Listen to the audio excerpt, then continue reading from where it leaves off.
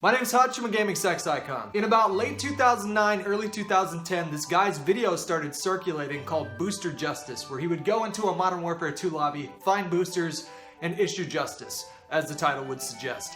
They were some of the most entertaining videos I was seeing at the time, and they didn't feature any personality whatsoever. It was just music, incredible kills, and Duke Nukem sound bites, and that was it. So I reached out to Sandy Ravage, who had been making those videos. I asked him if I could upload one of them to my channel. My channel was kind of blowing up at the time, and I wanted to use that to help other people whose stuff I liked. To this day, Sandy Ravage remains one of my most favorite people to watch play video games, simply by virtue of the fact that he is incredible at almost every video game he plays. But when I started to think about it, I realized I don't know anything about this guy, so I figured what better person to come on or to bring on to an episode of Quality Time with Hutch and sit down and get to know him a little bit. So that's what I did. Sit back, relax, enjoy today's video. Okay, well, if you don't mind, I usually just jump right into these things. I don't do much of a introduction or anything like that. You play anything, or you just no, talk? I usually just put like gameplay on in the background. So okay.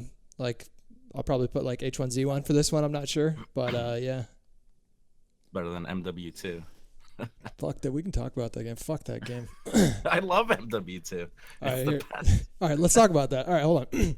All right, what's up, you guys? My name is Hutch. I'm a gaming sex icon, and I'm sitting here with another gaming sex icon, an incredibly attractive man by the name of Sandy Ravage. I've met you in person, so none of that is true. You are a pretty man. I've met you. You're startlingly handsome. Quite a few years ago. We were just talking about Modern Warfare 2 before this started. I don't know if you saw my list. I posted a list on Twitter that was quite controversial, I might say, where I listed all my favorite CODs in order, and I had Modern Warfare 2 dead last. That is absurd, and you know it. MW2 is groundbreaking. It's a fantastic game with a huge amount of flaws, for sure. Can you just explain to me, though, like, every lobby that I got in, there was someone doing one-man army noob tube, or there was someone doing whatever glitch was present at the time. I'm gonna go ahead and blame the YouTube heyday for that, for spreading that disease of one-man army. Oh, for sure. That was bad. But that wasn't me. I didn't do it. But then, no, come on. I mean, I know it wasn't. I guess Machinima Respawn did do the. They did post a bunch of those videos. So these were the biggest videos for about 6 weeks. Everyone wanted to get a nuke in like 8 seconds. Man, you don't even... I'm not counting G-Unit 1, 2, 3. We're not counting that. You don't even know how hard I fought behind the scenes to get those videos taken down, and it just wasn't going to happen. I was just so powerless to stop it. I didn't like it, but the other aspects of MW2 were just great, though. Shotgun secondaries? Okay, I didn't say that was great, but I love the shotgun. Dual Glocks? I don't know what they were thinking about that. I think the shotgun should have been primary, but I'm talking more in line, like everyone thinks of Call of Duty now with all these kill streaks, like 10 kill streaks. MW2 brought all these ideas in. Sure. I guess, okay, so I guess the reason why I put it dead last is not necessarily because of how the game played, but because of how sore of a taste it was left in my mouth because of that. Because that game made them so much money. At the time, it was the biggest entertainment launch of all time. It made more money than any movie or any album or any kind of other form of media made in a single day. It crushed those records. So that studio and the publisher, I should say the publisher, Activision, they were just like drowning in cash. And then the studio goes through all that turmoil with Zampella and West leaving, and then which spawned a mass exodus where I think it was like a huge number of their core development team left. So, but that didn't matter to me. Like they had time to drop a DLC, but they didn't have time to fix the fucking game, and they were just such simple fixes. So after a while, I just stopped. I viewed it as like the devs obviously would want their game, to fix their own game.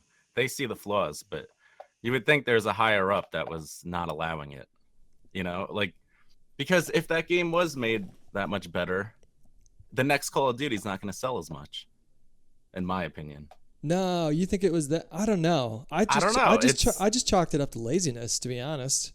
Because Well, like it's there not was like they definitely did. turmoil that came out the year later that when everyone left and, It was they like went to two. respawn. It was like 2 months later. It happened Yeah. like right away, and it was like No, this. but I assume it was going on the whole time after release, Sure, and yeah. then it really hit the news. Well, But I guess for people that are watching this on the off chance that they don't know who you are, you were hands down my favorite COD player to watch back then. thank you. And you didn't ever talk. Like you waited quite a while before I think you put your real voice in the videos. You would Yeah, only, it's yeah. okay. Here's something funny actually. You invited me to be on a Camp Hutch. I I guess did. this was 2010, and I declined. You turned me 'cause I was down. like, it was a terrible. I should never have. Horrible I career really move. should never have declined. No, But just- I was like, listen, I'm not comfortable really speaking. I'm quite a shy person. I'm not a big, I don't really go outside. No, I did. But I'm not big on talking. And my videos back then, it was all about the music. Yeah. 'Cause I was just trying to showcase. It was weird. You actually did a thing back then. I think you were having a commentary with Wings. We were discussing camping and pros and cons or whatever. And I started to see a lot of people playing such a passive like play style that it was annoying me greatly. Oh, it was the worst. So I just put videos out. The music kind of amped them up, made them feel quicker than they were. I just wanted people moving. And I hopefully, a lot of people told me, wow, I didn't know that was a viable play style, but it absolutely is.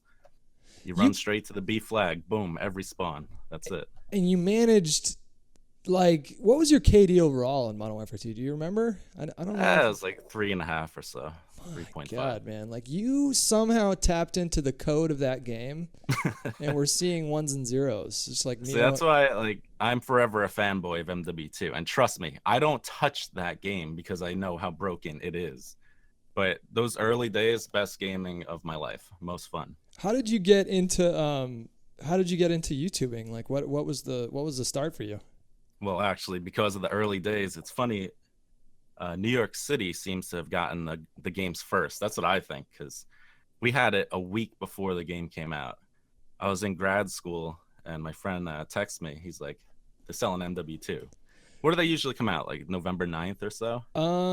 Yeah, somewhere around that time. But this you're was like right though, because there. I don't know if it was just the East Coast, but there were a lot of people that had MW2 like a week or two before. They were streaming on Justin TV. Yeah. Yeah. It was like November 1st. He's texting me. I'm like, okay. I ran out of the classroom, and I picked it up, and only a few weeks before that, the Hapag came out. Remember that? Oh yeah. HD PVR. Yeah. And I was uploading Call of Duty 4 videos just for fun, for my own, making little montages. My editing, by the way, has not gotten any better. It's just as bad as my first video. It's just awful. But do you still use like Windows Movie Maker or? It's Sony Vegas, but it's trash. I'm so bad at it.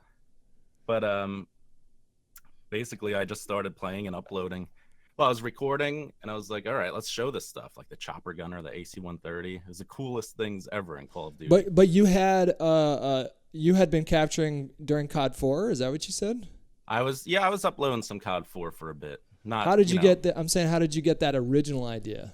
Were there some YouTubers that you were watching back then? No, there actually weren't.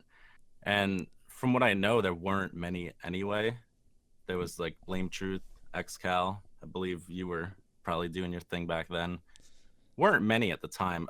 Obviously, Grizz. He's like the inspiration for half the YouTubers out there. Oh yeah. But yeah, him and you were a lot alike in that regard. Because you were both playing super aggressive and making the game look so fucking cool. And that was really the goal is to make fun videos. I had no information to give, like I'm not a commentator at all. So I just noticed like I was getting these matches that seemed a little crazy at the time, like, like really lopsided, and they looked really fun to watch again from my own viewing. And that's kind of how the YouTube thing started. I would just put them up and just watch them. So then you got contacted by Machinima. You got invited to their I don't know what they called it back then. Director's program? That's what it was. It was like, the super early one. And like C-Nanners was part of it and stuff. Yeah. And I was like, whoa, this is pretty serious. And I was like, yeah, absolutely. I'll accept. But And what were you doing for work at the time? Were you a student or work, what? I was well, I was a student. I was doing masters computer science. And I was delivering Chinese food. What do you mean masters? You have a master's? Yeah, in computer science. Shut the fuck up! I didn't know that. When did that happen? Yeah, it does. No, that was my. Okay, I don't know if you remember, but I used to take these insanely long breaks from YouTube, like 6 months at a time. I wouldn't upload a single video. I remember. Because of school. It was all because of school. Jesus. Although, wow. Didn't really do much for my gaming career, but I don't look upon it as a negative at all. Do you still use that degree in any way these days? Absolutely not. No, I've never used it. Wow, that's. But again, I would never look upon it as a negative. No, a master's, man. Come on, that's crazy. But when you think about it in your head, I should have been pumping out videos every day. It would have been a great thing, but it just didn't seem like no one saw what was coming back then. Yeah, hindsight's always 20/20, and especially in this. I mean, like, you'd have to have been clairvoyant or some kind of genius to see the profitability of YouTubing coming back then. Like I think I had a feeling that there was something there because I was like, if you can get like 10,000 people to watch you or 20,000 people to watch you, like there's got to be some value there. And beyond that, I didn't have any kind of like business savvy or anything like that. Yeah. So it was like this real base hunch that something was coming, but no, go ahead. Oh, I was saying, and for me in particular, my videos revolved completely around music and specifically Metallica. Yeah. And everything in my videos was against the copyright. Like everything against. I couldn't get paid for my videos. So I was really like I didn't think YouTube was a profit-making thing for me. I thought it was a lot of fun though. Yeah. But dude, I couldn't see myself uploading a video without Metallica playing or Megadeth or whatever. Yeah, it was really like really a part of your brand, like you go to a video of yours expecting to see like incredible gameplay and then like Master of Puppets in the background. Yeah, like if you watch my video without music, incredibly boring. Like me, if I'm commentating over it, you don't want to do that. You just want to put the music on and listen. So like I had so many, the early days, I got like 70 million views from these videos, mainly because I got them up early. Yeah. And none of them were monetizable due to the music and all that. Oh, so that's depressing. It's funny. Again, I wouldn't have met, all the people I still talk to online if it weren't for those videos and the Metallica and all that. So then Machinima hit you up and like, how did you, I don't even remember, did like local bands or like indie bands reach out to you and offered for you to be able to use their music, or how did you get around the... All right, there's actually this awesome gentleman named Charlie Paradelrigo. You may have heard of him. He does a lot of video game music covers and he's awesome. I found his channel and I was like, can I start using some of your songs? And he's like, perfect. So I started putting him over a lot of songs. He made my theme song and all that. And he's went on. He's touring the world right now. He's crazy. Yeah. And I have a guy, D1 of Aqua Vibe. He actually lives. Oh yeah, I know who that guy is. He lived really close. He lived about 5 blocks from me, and he made a ton of songs. So I started using those into my videos, and they're great music, but people always want Metallica. They want like the same song on every video. So it's kind of a tough situation. But it was so much fun back then. And then you ended up doing sort of, I don't think you did full commentaries, but you would do like little quick commentary intros. Yeah. 22 seconds or so. But you had this like kind of air of mystery about you back then. So in a way, I think that was even more compelling just to do like a little 20-second thing. It's kind of like Hollywood Angels with his mask, once like that became like a part of his sort of like, not brand, but like sort of character, and it worked. I didn't help myself because the first video I uploaded to Machinima was actually with a female in it. And at that time, no one ever heard me. Yeah. Who did you get to, what That's was my girlfriend. That? I had her, she half the things in there was, I wrote it down and told her to say it. Like I told her to just be a huge jerk. That was the point. I was just trying to troll people. I think it worked too. To this day, people come into my Twitch They're like, I thought you were a girl. Somehow it worked. Your girlfriend's not bad at video games either. She's better than me, basically. Come on. Almost. Come on. No, she's quite good. She's very good. No, she's Like no, yeah, no joke. She's very, very good. I've watched her. I've watched you guys do dual streams of. I remember watching you guys play Titanfall a lot. Yeah, that was a fun game. Great Yeah, game. she was incredible at that game. She's a natural gamer. It's crazy. How did you guys meet? It's funny you would mention that. Okay, do you remember back in the day I made Booster Justice? Oh yeah, I asked you to post one of them on the channel. You sent me a message. I was like, oh man, Hutch just sent me a message. You know, I was fanboying, and you asked to upload it. I was like, yeah, absolutely. You kidding me? You put it up. She watched that video of Booster Justice on your channel, and ended up in my live stream because I was doing Justin TV back then. And yeah, I guess we just met there through you, kind of. So did she have like her profile picture as like her picture or something, like, and then you just noticed this girl? No, I think just like my whole stream revolves around just talking to the chat basically. And yeah, I just get to know a bunch of people, and I guess a few years later or whatever. So this is a long time ago. So. Yeah, but like I'm saying, like, how did you end up? Like, so at what point did you see a picture of her and go, holy crap, this girl's beautiful. I didn't think she was a female for a couple months there, a couple years probably. Yeah, I guess it was a couple months later. I think she had like a YouTube profile or something. And you were like, man, I gotta take this girl out. Yeah. She lived in the same area as you? No, not at all. Lived in the same area as you, basically, Northern California, right? Wait, or whatever. Wow, yeah. I mean, that's where I was from originally, but yeah. So then, all right, and so she moved over there. Yeah, she came out here. And you guys have been together for a while, huh? It's been a long time, yeah. Yeah, that's nuts. How many years? That's probably like what, 8 years, 7 years? Probably 7, 6 range. Like I said, we chatted and stuff on the live stream for a while. She didn't just fly out here. Yeah. Instantly. That'd be kind of weird. So then, yeah, it's a good transition though, because you ended up switching your focus and your priority on streaming. So yeah, like from day one, I made my Twitch channel and my YouTube channel basically within 3 weeks of each other, and I always wanted to stream because, I'm not. Everyone always accused me of like a cherry picker. Remember that back then? Everyone, oh, you're just cherry picking your videos, and like I like to just play, and I lose. I'm trying to show people that you lose a lot of games. You don't just win every game. Sure. So I would stream it, and like no one was really streaming back then. Not many. No. So it was crazy. Yeah, real small crowd. All the Booster Justice videos, that was all streamed live, and that when I think about it, the most fun nights I've ever had playing a game.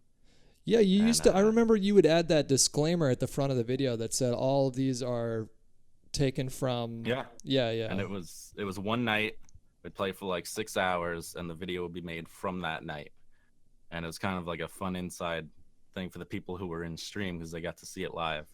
Oh, man. People don't realize now, these people that maybe got into COD like Modern Warfare 3 or Ghost or something like that, they don't realize just how bad of a problem boosting was back then.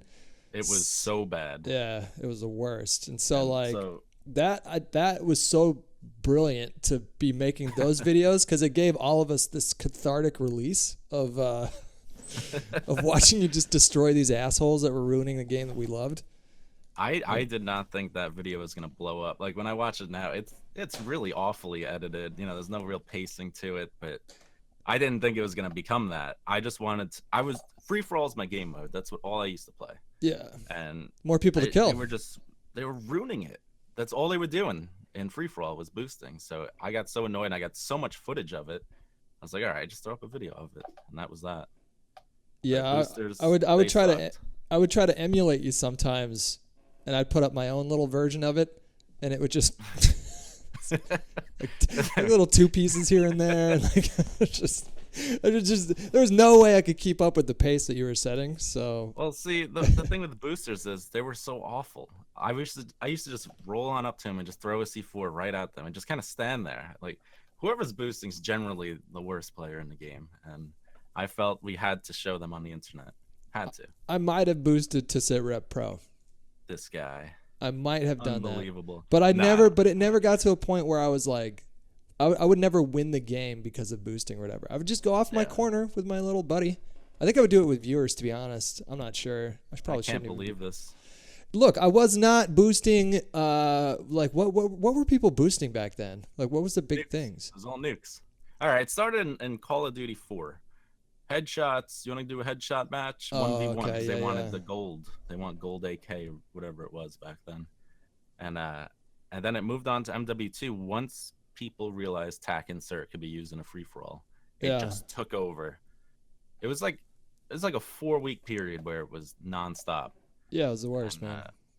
And then people started to do. I'm sure they were doing it while I was doing it. I just put a video up, but half the free for alls I would join is just people going after these guys. So they kind of just went away. Quickly. So how do you feel? They were going for nukes. How do you feel about COD these days?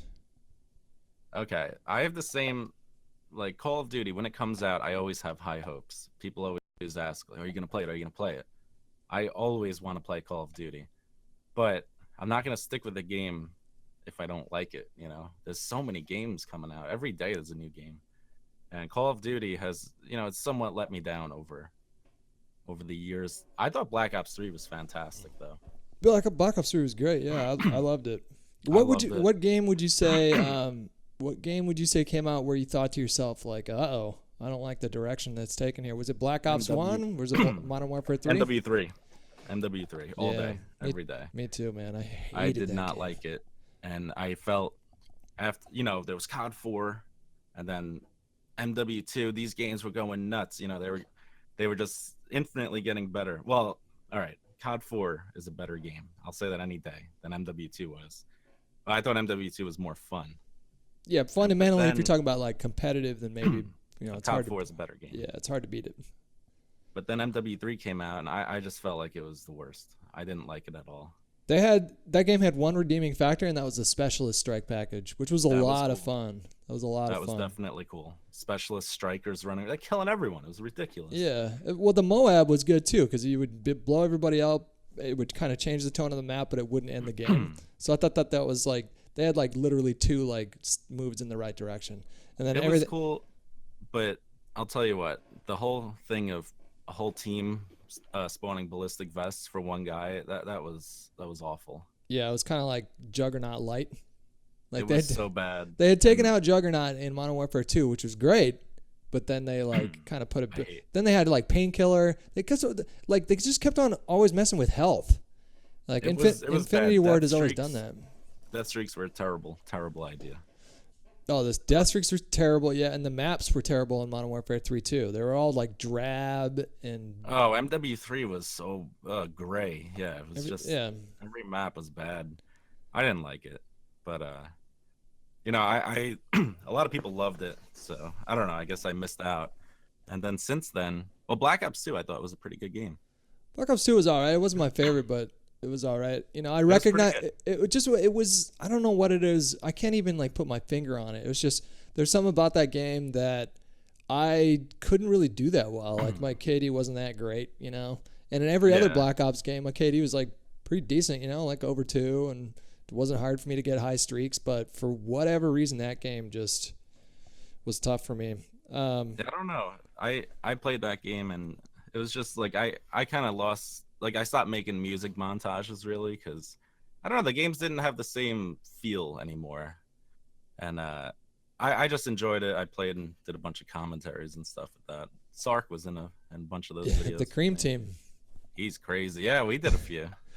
There was a Cream Team, and then you guys had your own name for you, Fick, and Sark. I can't remember what it was.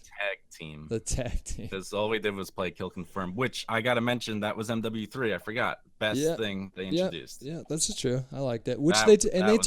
They took that from I think Crisis or Crisis 2. Like that. I never had a computer that could run those freaking games. Those were crazy. Oh, it was Crisis 2 was a console game too. I actually played the shit out of it. Yeah, I loved it. But their default team deathmatch game type was basically Kill Confirm. Like you would kill them and then this sort of like beam of light would drop into the ground and you wouldn't get credit for the kill until you picked up that. I love Kill Confirm. I think it's one of the best game modes to ever come out. Me too. Yeah. I thought if the thing is like nobody plays it though. Like I tried playing it in the new one. I tried playing it in Black Ops 3, and it's just not populated. Nobody plays it in Modern Warfare Remastered either. It works the best in a score streak setting where getting the tags moves you up to the next score streak. Yeah, definitely. In remaster, it's just kills, right? 357. Yeah. So yeah, they don't count. No, yeah. It does. I don't think it works so well in that setting. It still pushes the I just didn't like camping. I just was never a fan of camping in the game. I hate camping. Yeah, so do I. And so like with that game type, it was just perfect for me because if you're not, domination can get kind of crazy, and game types like headquarters can get real nuts too. But TDM was like a nice kind of, or kill confirm was like a nice in between like TDM and Dom, because you could still be sort of tactical, but you did have to like move around if you actually wanted to score any points. I think it was a great game mode. That's without a doubt one of my favorite game modes ever. You excited for it going back to World War II? I'm not excited, but I'm definitely gonna play the game. I feel like it's crazy when you think about it. It's been 10 years now. Call of Duty has went in every single direction, and now we're back to 10 years ago or whatever, even 12 years ago. Yeah. And the reason they change all the time is because the people, they're like, I want something new, and no one's ever gonna be satisfied. It's just impossible.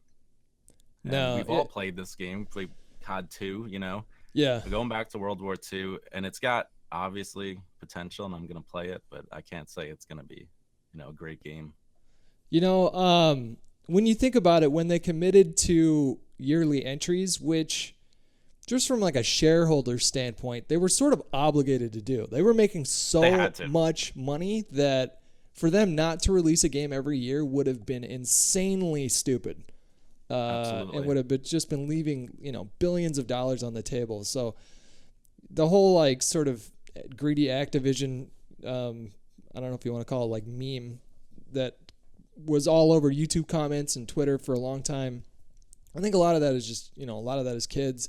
Like, of course the games would have been better if they would have taken like the Battlefield route and, only released them like once every couple years or 3 years. Battlefield now, everyone's doing it. Pumping games out every year. Is Battlefield coming out with well, they didn't come out with one. Oh, they did. No, but Battlefield 1. Yeah, they got the different studios making the different games. Yeah, that's true. Yeah, and before that, they were doing it with Medal of Honor. It was like the same team doing that game, which was terrible. Can't fault them for making money. No, but like, the quality took a nosedive. Oh, of course, yeah. But I think it's gotten a little bit better now with the 3 studios. Like Infinite Warfare wasn't my game, but at the very least it seemed kind of polished in maybe ways that like. This is what I call Ravage luck right here. They put the shotgun in Infinite Warfare called the S Ravage. The S Ravage, yeah, they named it after you.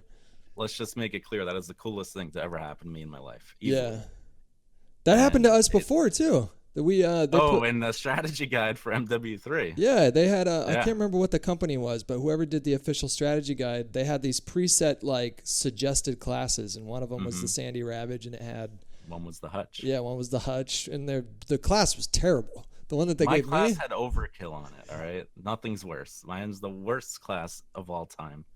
I don't remember what mine had, but mine was bad. My class was something I would never use. Bolt action sniper, right?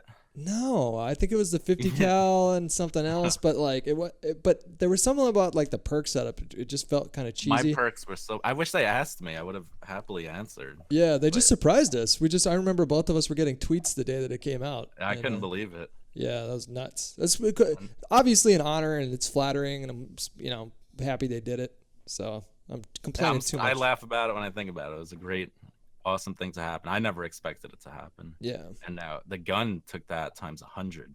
No one told me it was going to happen. Yeah, that's nuts. And yeah, it turns out it's the worst gun in any Call of Duty. That's what I heard. It's just the worst. So that's a little upsetting. I have not actually gotten to play it with it. Yeah, that's unfortunate. But what I was saying was like, it was inevitable that the game was going to go to the future. It was inevitable that the game was going to have double jumps in some way, I don't know about wall run. I never saw wall running coming. I got to tell you, I was like, I'll tell you, Titanfall made a huge, when they came out and that the fluidity, the movement was so great, then Call of Duty started doing it. Well, see now Treyarch, I think they claim that they had already been working on wall running before Titanfall had even been previewed. But I don't know how much stock I put in that, man, because I don't know.